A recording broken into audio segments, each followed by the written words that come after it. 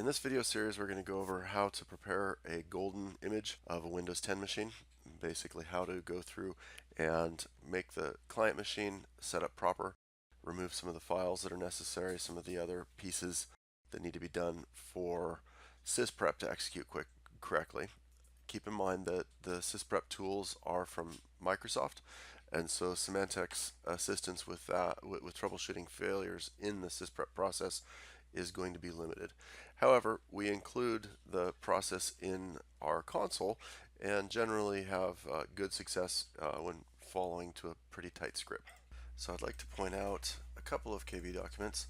The first that we have is preparing Windows 10 to run Sysprep through Go Solution Suite Capture Image Task. A really good document with great steps on the order that need to be performed. So first thing, perform a clean installation of Windows 10 using physical media, CD, DVD, or extracted ISO contents to a USB drive to install Windows 10. It is important that it's a nice clean Windows 10 installation, not a OEM install or an install that came from Dell or HP, because those generally are not sysprepable properly. So we need a clean installation. We also need to have only a local administrative account, and we need to then be logging in as that local administrator account, and we should not be joining to the domain. And everything that we do below is all done from the local administrative account made in step 2. So it's important, if we have multiple different accounts, we then have to do cleanup on multiple different accounts, and if we join the domain, then we potentially have issues with the GPOs being applied and changing the way Sysprep runs. So ideally, we would not be on the domain, and we would only be using a single account. That would be, from my understanding, the best way based on the Microsoft documentation that's available. So let us talk more about how I have prepared my machine. I have a SOI job here, and the scripted OS install is going to install the OS from my DVD that I imported previously, and it's going to create an account that was set up in my unattended.xml file, and it will then have only that account set up and running and be clean. So this machine that I have here is clean from 1809 ISO of Windows Enterprise. So I can bring it up here. I don't think there's much to see. It's just a nice clean Win 10 box. So the next thing, I have a Windows Update VB script, and in my Update VB script it runs the Windows updates, and then I have it reboot because sometimes Windows updates need to be rebooted. And then I run it again and reboot again and run it again and reboot again. There is probably a more eloquent way to run this, but this is a nice simple way that allows me to do it with little effort, and I know then that all the updates are in place and that it's been rebooted.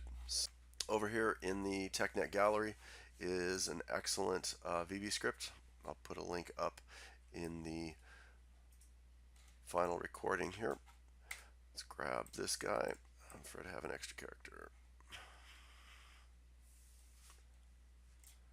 We will go ahead and copy this, and I will make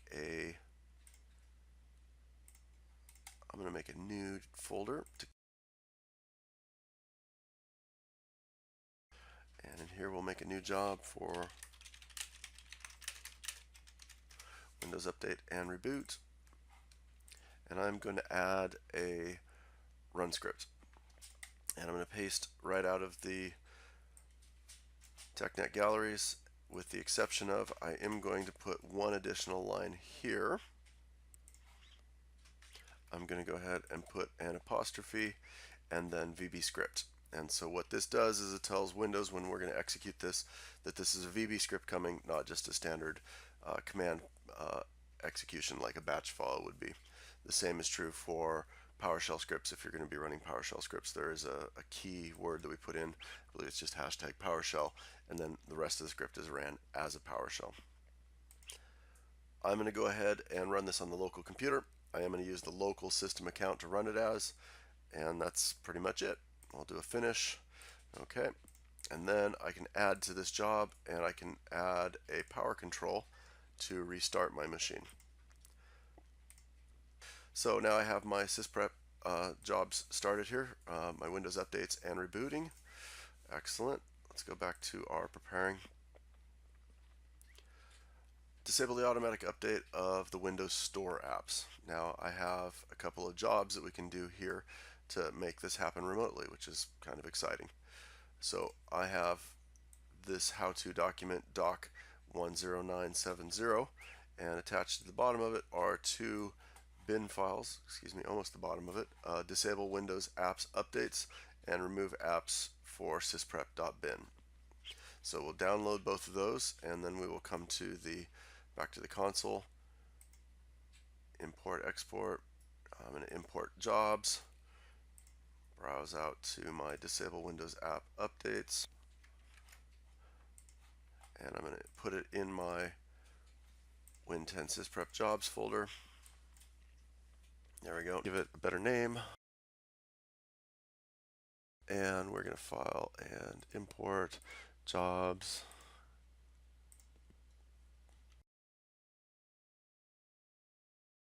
Excellent. Okay, so we've got a couple of scripts here. So let's go back to this one here.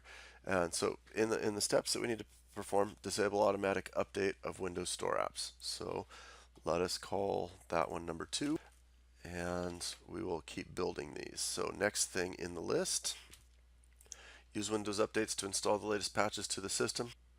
If they want us to be that order, that would be fine. I'm okay with that. We will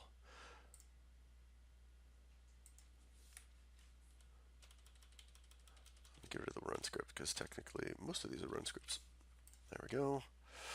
And that should, next time it opens, be in the right order. Okay. Alright, so we have our Windows Update, and I have a handy dandy script for running Windows Update. So that is excellent. And then we have the install Ghost Solution Suite agent. This is already done when we did our SOI, so that's good. The next thing we need to do is disable the user access control.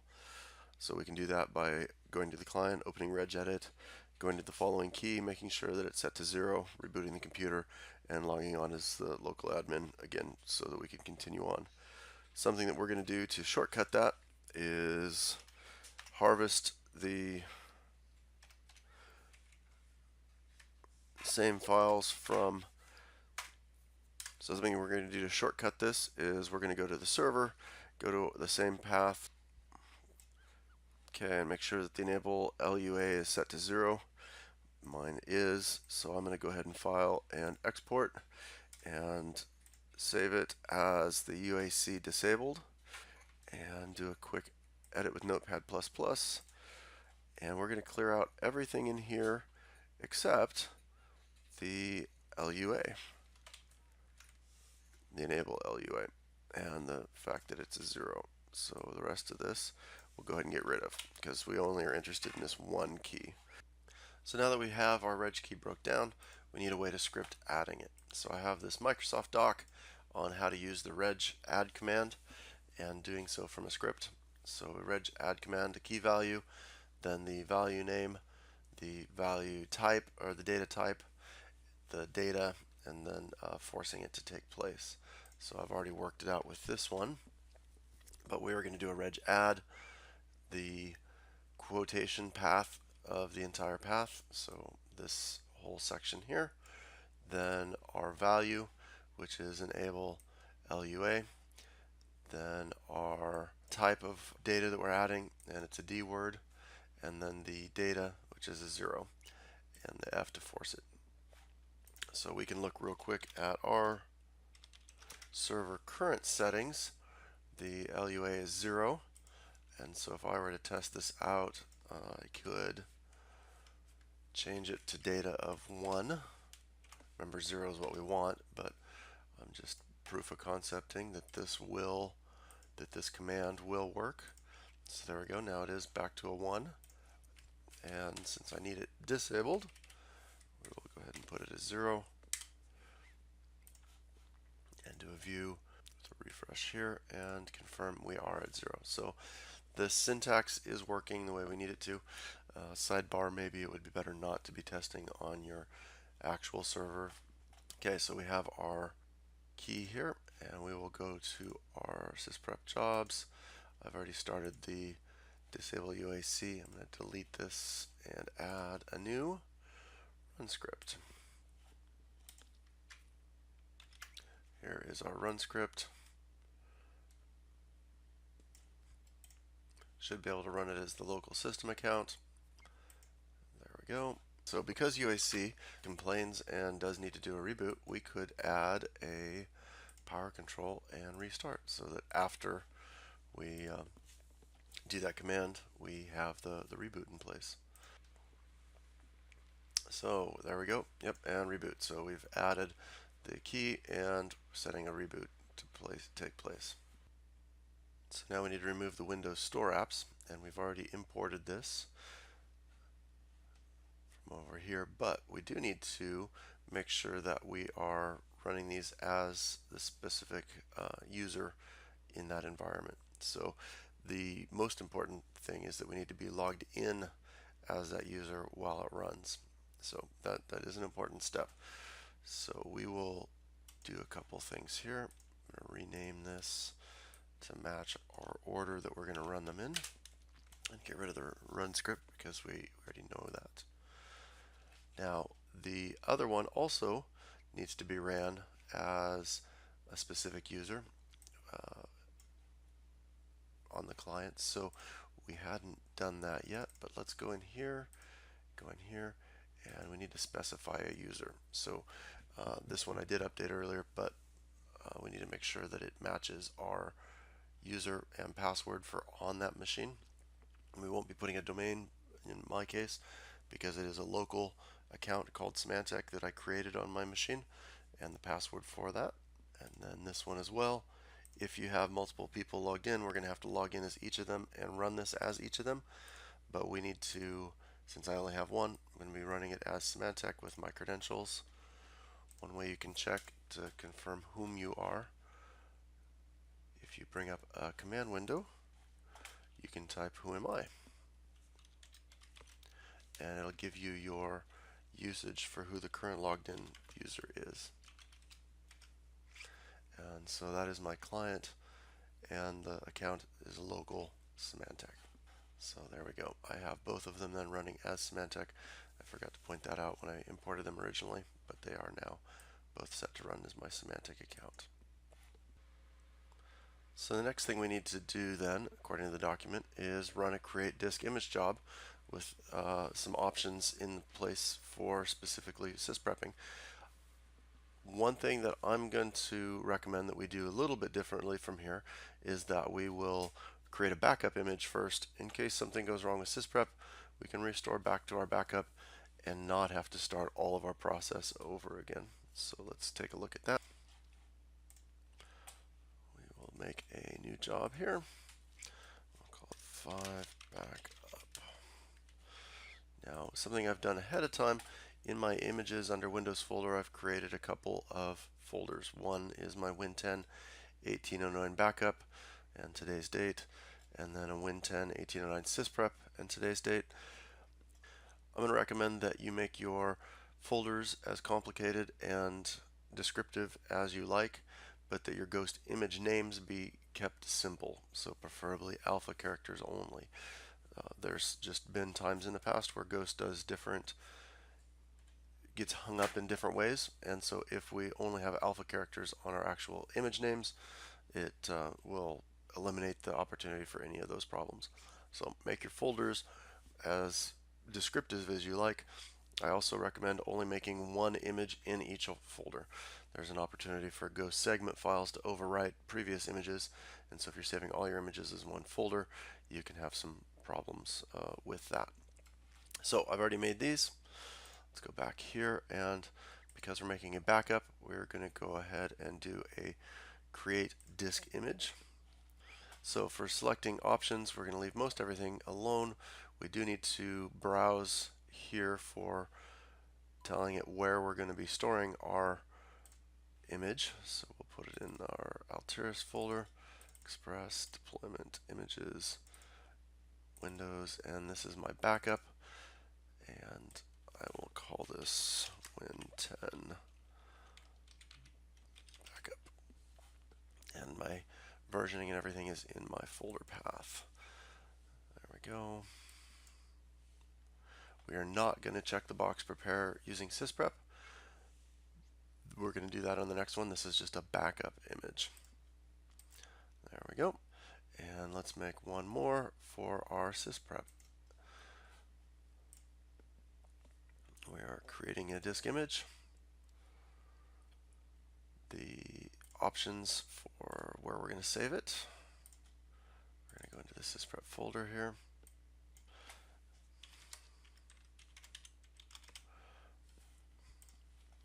There we go. And this one we do need to use check the Sysprep box being prepared. So what is going to happen is before the ghost image is actually created, before the machine boots to automation, the Microsoft Sysprep tool is going to be called in a script that will run, and then after it finishes, the machine will boot to automation, and then the image will be created. So in our Sysprep settings, we need to select what version of the operating system it is. We have the ability, if we are using different keys, we can add them in a different location, and then they would be available to us here, but I've not done that. So we're only going to be using the existing key. What this means is the key that was in this installation of Windows is the one that we're going to continue to use. This one's important here. We do need to run it as an administrative user. I'm going to set this up as my local account because that's the only account that's on this machine. I'm not going to add any command line switches. We include all of the necessary ones by default. We aren't going to be doing any additional drivers, but we are going to leave the install additional drivers alone here.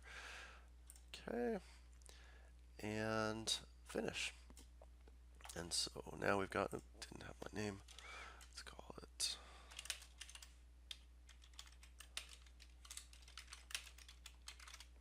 there we go. So now I've got my two different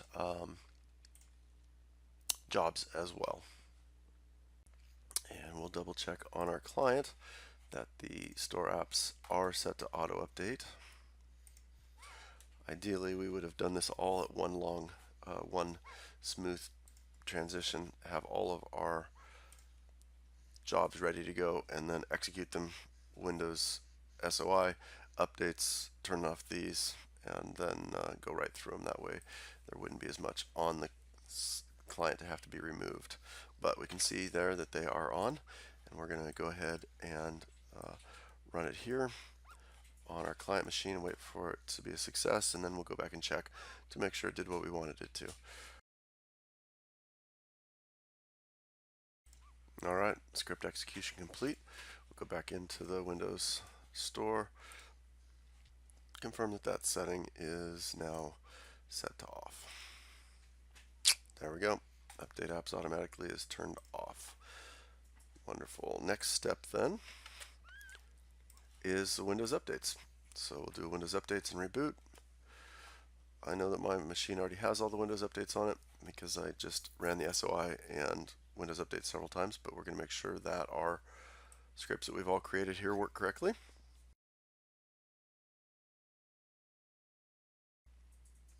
Now, if we were confident that all of these steps were going to function correctly, we could drag this entire folder onto the client machine, and it would run them in the order that they're in this folder. That's why I've labeled them 1, 2, 3, 4, 5, and 6. In addition, not just for me, but later, once I've confirmed that all these steps work correctly, I can execute just the entire folder in one long batch, and it'll run them one after another.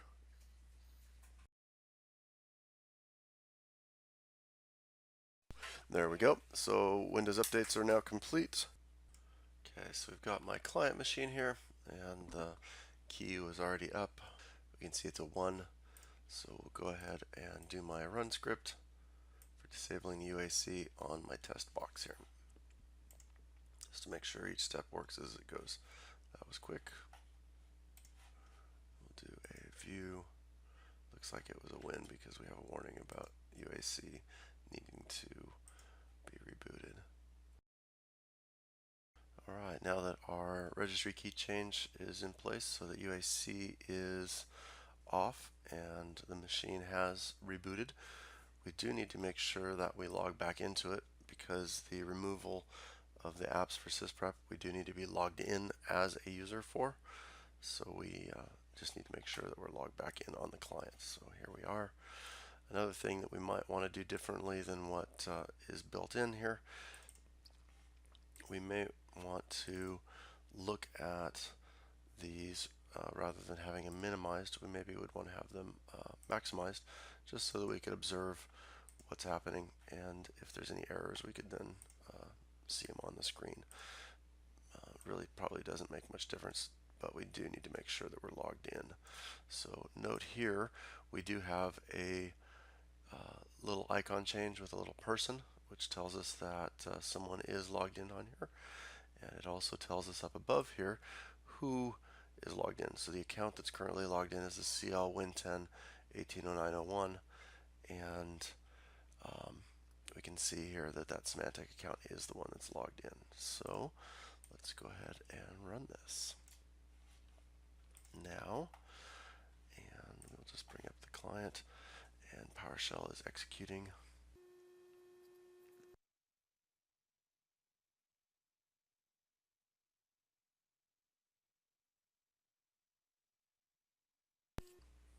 Alright, well, we are done with that. It ended kind of abruptly, so I guess there wasn't really much to look at. We could have left it in a hidden state.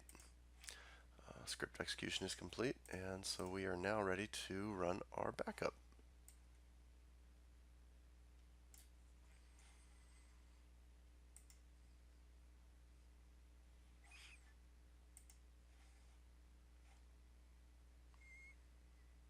So this machine will boot down into automation, and then we will watch Ghost create a backup image, and then we can allow it to run a Sysprep job next.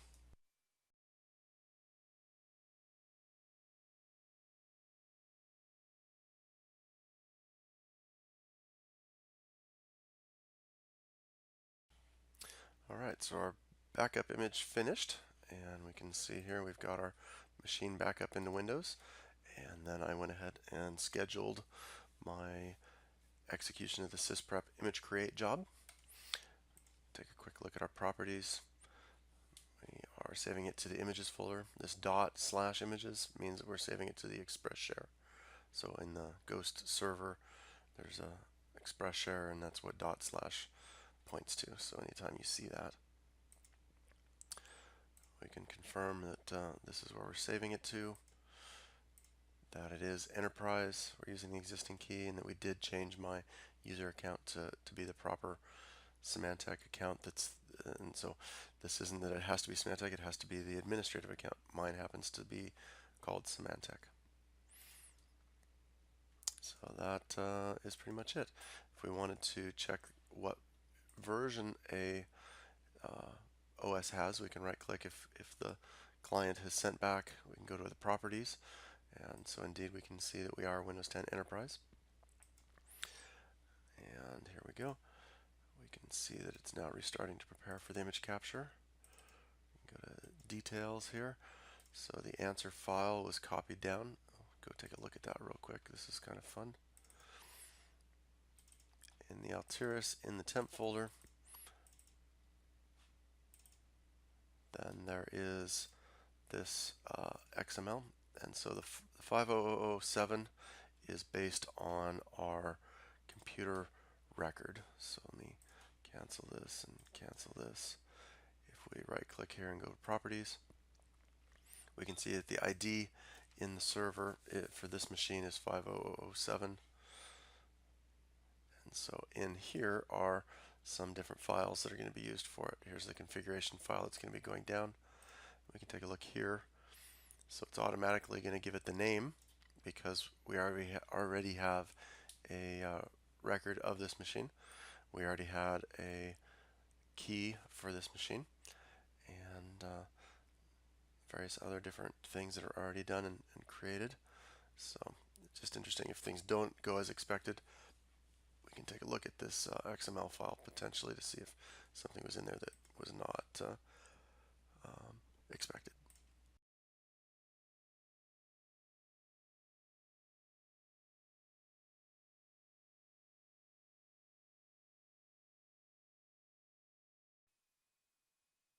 All right, we can see here that our Sysprep image create was a success. Also that our machine has come back up. We'll go ahead and log back into it, keeping in mind that things like desktop and other pieces will have been removed if it was a success. But we'll take a quick look at the Panther folder and see if we can see any errors. So again, for some pathing,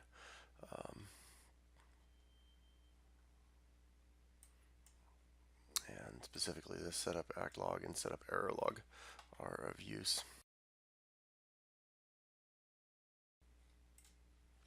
So in here we have the setup error, which is 0K, so that's good. Keep in mind, if we do have errors in here, we'll need to probably Google for the results and or work with Microsoft, because this is the Microsoft Sysprep tool that Symantec calls upon, but Microsoft creates and maintains. And so if there are issues with the Sysprep process, we will want to engage with a Microsoft specialist to take care of any things that come up. Let's open this up with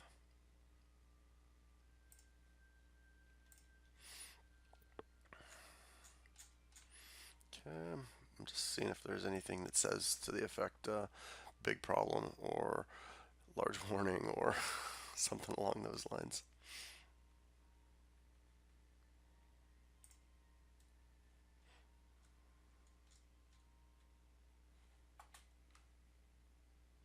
But from what I've looked for in the past, this would be nice and clean. Basically not having the setup error. That's really the important one for me. So excellent. We've got our successful creation, and now we are prepared to start mass deploying. So thank you very much, and we'll catch you on the next video where we go over some of the points for deploying of a Sysprep image. Thank you.